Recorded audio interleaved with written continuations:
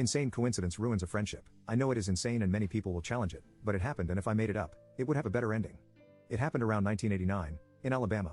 I was about 19 and I had two good friends named Brian. I will call them Good Brian and Bad Brian BB. I was young and stupid and trusting. So when Bad Brian was getting married, he asked me to use my credit card to secure the hotel room. He promised me they would never charge it. I said okay, but was still suspicious, so I transposed some numbers and the expiration date, close enough where I could say it was an accident.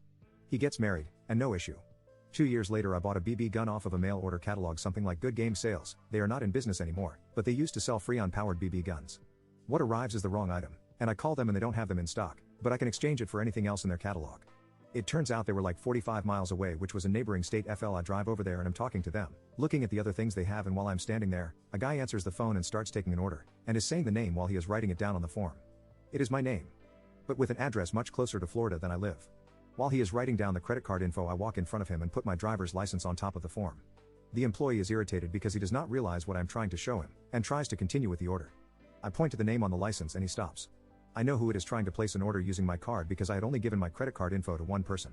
I motion to the man to hand me the phone, and after a little reluctance he does, and I simply say, "Hi Brian. What the hell are you doing?" I could almost hear his mind explode as he recognized my voice. I mean, here it was 2 years later, he decides to use my credit card and I am in another state in that store at the same time, picking up the phone. Boom, I tell him I'm going to stop by his house. His new address was on the order form and I want the original paper he wrote my info down on, and any copies he had. I stopped by, he handed them to me, and it was everything I could do to keep myself from getting physical. The whole time he had a dazed look on his face, like he did not understand how this happened. I never talked to him again, but have thought of how insane the coincidence was.